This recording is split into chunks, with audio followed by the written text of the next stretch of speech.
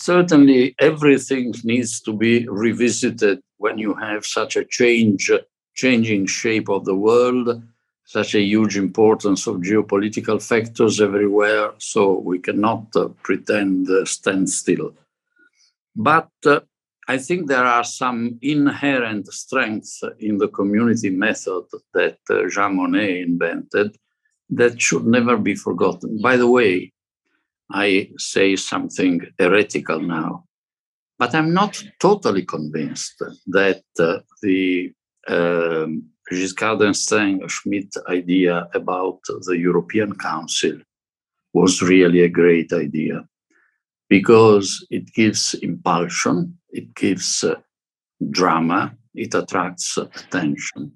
It may be crucial when a solution of the crisis is, as we had in the financial crisis, through disbursement of monies of the member states. But it can also subvert the orderly procedure of things. We have seen many bad decisions taken over the years by the European Council, also because they came out of the blue, not really prepared by the Commission. I could give many examples. So the first thing, if we want a strong Europe, is that we should not be irreverent to the sacred monster, of which, of course, the European Council is the biggest one. So the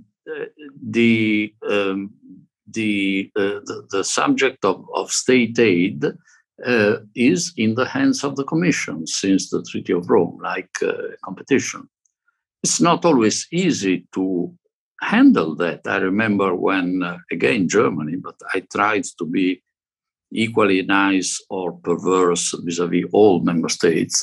But I remember when I had to convince Germany to repeal 17 laws, one federal law and 16 regional laws, granting state guarantees to the public banks in Germany.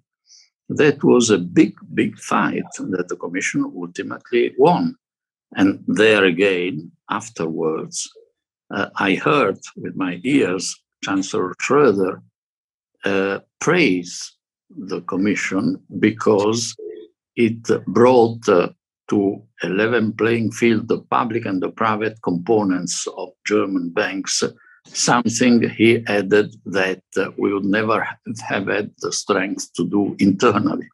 So now the Commission should, in my view, be, yes, open to reviewing the rapidity of state aid assessment, bring in some simplicity. You can always invent improvements, but I would urge, and actually I am urging some member states, including the one I know best, although of that member state, I don't know particularly well the current prime minister, to oppose whatever decision might come to the table of the Commission if it goes too far. And I made a very easy prophecy in 2020, when the Commission very rightly at that time did for state aid control what it did for the Stability Pact, that is, suspend everything.